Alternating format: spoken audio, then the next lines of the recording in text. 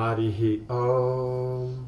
Sahana Bhavatu, Sahana Bhunaktu, Sahaviryan Karavavahai, Tejasvinavadhi Tamastama Vidvishavahai.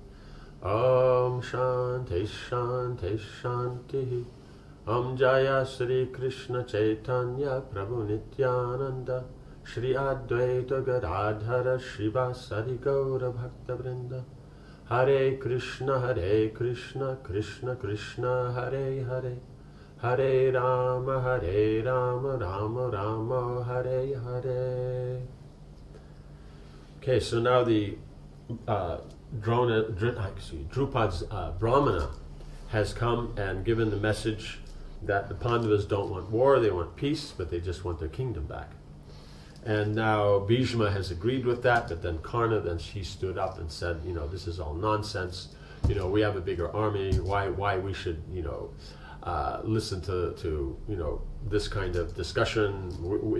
As far as our calculation, there's still many months left to go, and things like this. So they're all making these excuses and that, and Dhritarashtra, seeing that this is something serious. This isn't just another game by his sons. This is going to be have major effect if they go to war. So he said, give me some time, I'll send Sanjaya. Right? So then he returned, to his place. He would sit, he'd contemplate, he'd think. But whenever he spoke to his son, he's Dhritarashtra, he felt powerless in his hands. Even when he tried to instruct Duryodhana in righteousness, Duryodhana simply laughed. The prince's view of righteousness did not include justice for the Pandavas, right? He might be righteous in all other aspects, but in this one thing, no. So he may see is that because if he deals in the kingdom properly, he deals with the citizens, he deals with the law properly, then his power in the kingdom will go on nicely. He'll get the pious credit. He'll be, he'll prosper. But so he may be righteous in all things except when it comes to the Pandavas. It seemed that providence was in control and that they were all moving inevitably towards some divine plan. Dhritarashtra sighed and loosened his heavy royal robes. Perhaps he should take stern action and have his son chastised or even imprisoned. But he simply felt unable, right? Because that was one point that was made before, is that just take him and put him in jail. And then he can't do anything. And when he gets the right attitude, then you let him out. Or Bhishma even had the guy send him to the forest. Yudhishthira will live in the forest for 12 years. Let him also go there and live with them. But not only that, he'll go there and serve them. Right? So, these ideas have come up, but he can't. He's just so attached. He's just so much affection, right? But misguided. All he could do was advise the prince for his own good. After that, it was between him and his own destiny how he chose to act. The king called for Sanjaya. Sanjaya was intelligent and affectionate towards the Pandavas. He would certainly be the best man to send as an envoy to them. He would know what to say to pacify them. Perhaps he would even be able to prevent a war, right? So prevent a war means for them to agree to not have a kingdom and just to have no position really as Kshatriyas, and maybe go back to the forest and just live with the Brahmins, right? Because that's, he's making, perhaps you can even be able to, but the point is Duryodhana is the one who's making the war, not the Pandavas. So that means then the Pandavas have to, do something, not even follow their duties, just go back to the forest or something. Then he's thinking, then everything will work out, it'll be nice. Sanjaya entered the room, and after he had announced himself, Dhritarashtra said, "O Sanjaya, the sons of Pandu are now living in Virata. Please go to them and convey my feelings. O learned one, I have never heard of faults in those men. Even now, after suffering so much at our hands, they remain friendly towards us. They act only to acquire virtue and never fall into ignorance, folly, or laziness. Those heroes have conquered their senses and live only for others' benefits. They have no enemies other than the great weak-brained fool, my son Duryodhana, and the still meaner Karna. Duryodhana is strong only at the beginning of endeavors, because he has because he is so given to indulgence, right? Because motive passion means you start an endeavor with great prowess, but you don't finish it like that. And so he's saying because of that, he can't finish anything. While the Pandavas, you see, they finish things all the way through. They do everything because they have no attachment. Still, he thinks himself capable of robbing the Pandavas of their rightful share. Who could hope to stand against Yudhishthira, Keshava, Arjuna, Bhima, Madri's twin sons, Satyaki, and the other great kings? Indeed, Arjuna alone, with Krishna guiding his chariot, can subdue the three worlds. His arrows fly in clouds, roaring like thunder and sweeping away everything in their path. Right? And he's not just saying this in some way to, as a matter of just, flattering in that. He's meaning that, and it's been seen. It's not this, like Karna talks, but no one's ever really seen any serious prowess. But Arjuna doesn't talk, but we've seen his prowess. Dhritarashtra thought about the upcoming battle again and again. He knew his sons did not stand a chance. Although they had a bigger army, that would not stop the Pandavas, assisted as they were by Krishna, from winning, because he knows Krishna is actually the Supreme Personality of Godhead. But so attached, he acts on the material platform. He can't take advantage of that understanding. Dhritarashtra revealed his fears to Sanjaya. No one can hope to conquer Krishna. He is always victorious. He is the best of all men and the Lord of the worlds. With his support, the Pandavas could, I am certain, stand against the celestial host, headed by Indra and Mahadev. It's happened before. It's just Arjuna and Krishna alone defeated the host of Indra and the demigods. Just he and Arjuna together have already shown their power at Khandava. That's the point. What then can we expect when they unite with Bhima and the twins? Our army is finished. The Pandavas' power is inestimable. O Sanjaya, let me tell you about the other kings who have rallied to their cause. Right, so now if you add Bhima and the twins, and then how much? So they were already defeated at Virat, just by Arjuna. Now you add in Bhima and them, there won't be an elephant left. He's going to... Dhritarashtra had already heard from his spies about the situation in Virat. After listing all the kings supporting the Pandavas, he again turned to discussing Krishna. It was Krishna he feared. Just see how easily he had slain the mighty Shishupal, Naraka, Kamsa, and many others. He is surely Vishnu incarnate. Thinking of Krishna's power and Vishnu's deed, Krishna's power and Vishnu's deeds in former ages, I find no peace, because he knows the histories and that Vishnu kills all the demons. O son of Gavalgani, perhaps the only person I fear more is Yudhishthira. I do not fear anyone as I fear him. He has long practiced austerity and dedicated himself to virtue.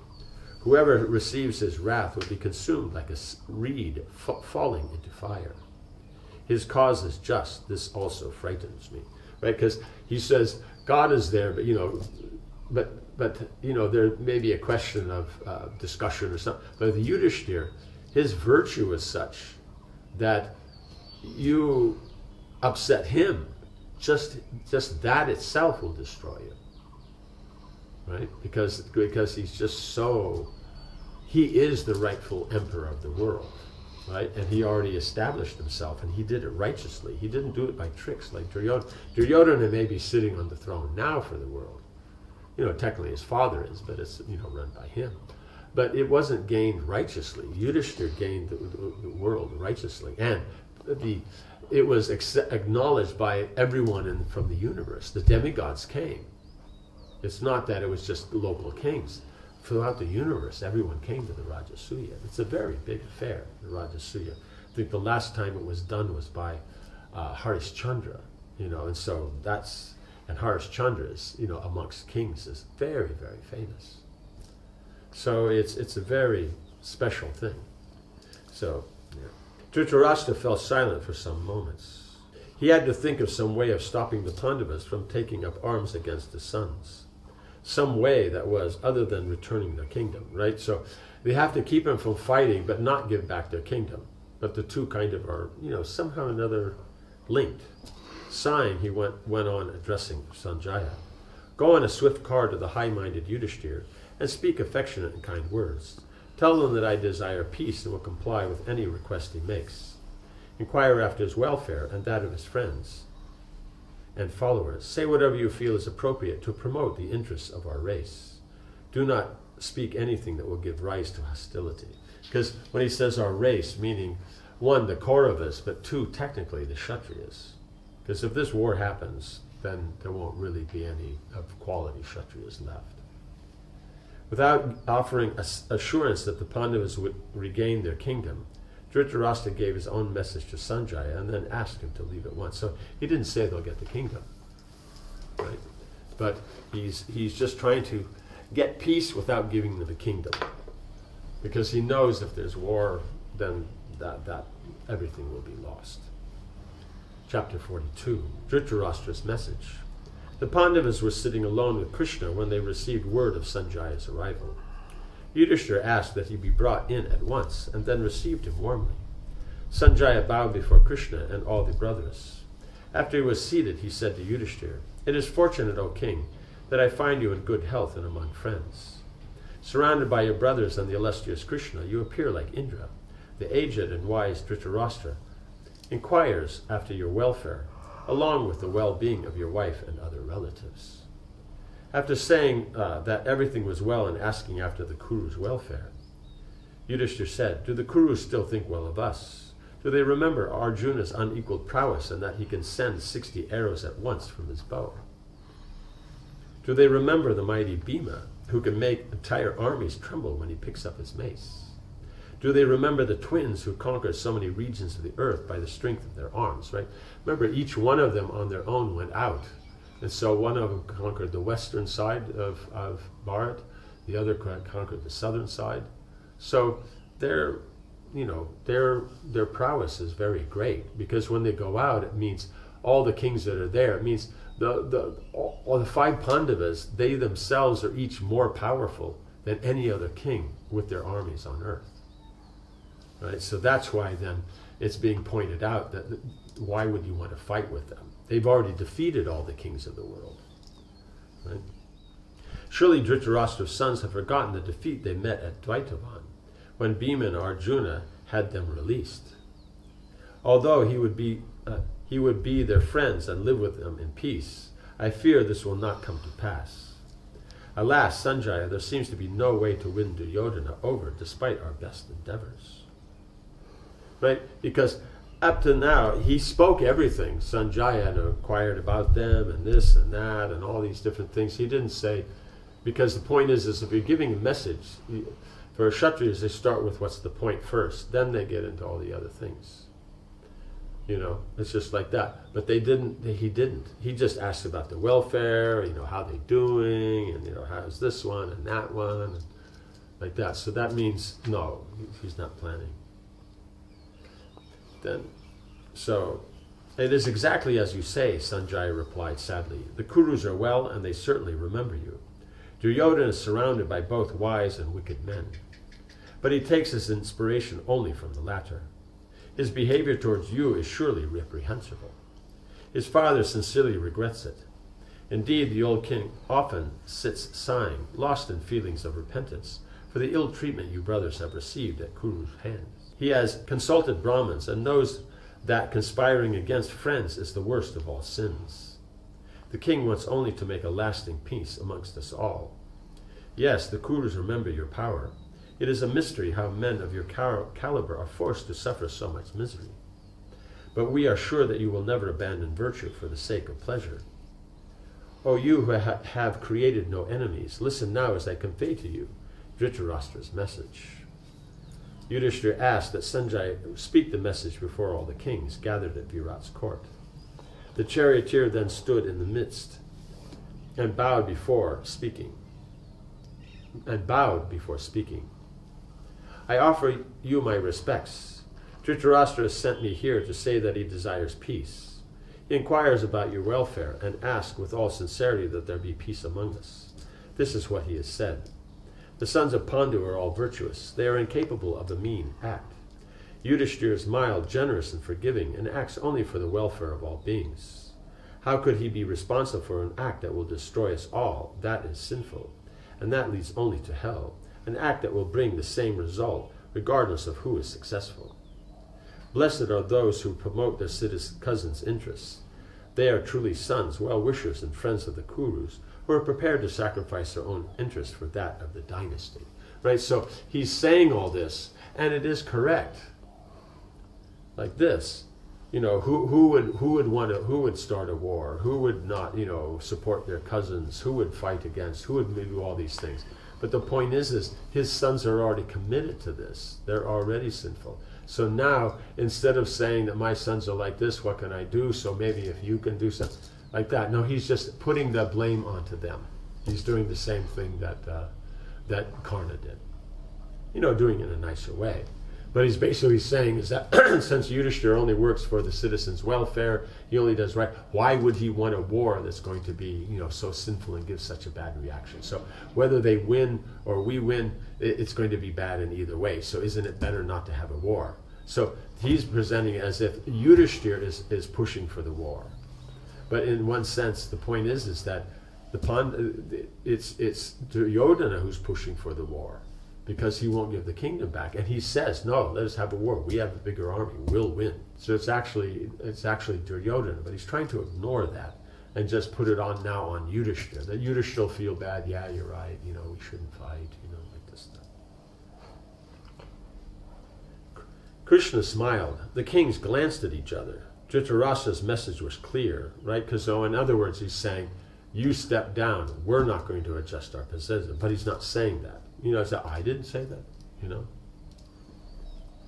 They listened as Sanjay clarified it further. If you succeed in subjugating the Kauravas, O son of Kunti, and thus regain your kingdom, what will you gain?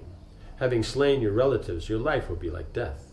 What would be the result of a battle in which heroes such as yourselves, Keshava, Satiki, Chetikana, and others are contending with Drona, Bhishma, Kripa, and Ashwatthama, and the Kuru warriors? It means total annihilation. There will be no good to either side. I find it hard to believe that the Pandavas are capable of causing such destruction. Right? This is all coming from Dhritarashtra. With clasped hands, I fall at the feet of Krishna and of the aged Drupad. Throwing myself upon your protection, I beg that all be well between the Kurus and the Pandavas. If someone requested it, you would give up your lives. Why then would you not act to preserve all these warriors? So you can see that it's a desperate act. He's acting in a sincerity, but unfortunately, because it's tinged with his attachment, then it bears the point that he's trying to put the fault on the Pandavas rather than say, my son is terrible, and I can't control him. I don't know what to do. So if you guys can work out some way to have peace and not have this and that. But he's not going to do that either. Because then it sounds like, because if he does that, his son will be upset. Because then, then we're the bad guys. And then we had to beg from them, right? They had to show their mercy. And so then, he can't speak properly, and he has to speak improperly. The hall remained silent. Yudhishthira waited until Sanjaya had taken a seat and said, "What have I said that made you think I wanted war?" Right? So the whole point is now Yudhishthira is bringing up, why are you thinking I'm the one that wants war? The message that he sent said, we want peace. So it's up to them to give back the kingdom, that's all. But they won't give back the kingdom, so therefore that means war. So it's not that they're doing, but what to do? That's the way the criminal mentality works. So we'll see next time then how it unfolds and how it's dealt with. Om Hare Krishna, Krishna Krishna, Hare Hare, Hare Rama, Rama Rama, Hare Hare. Jai Srila Prabhupada ki Jai.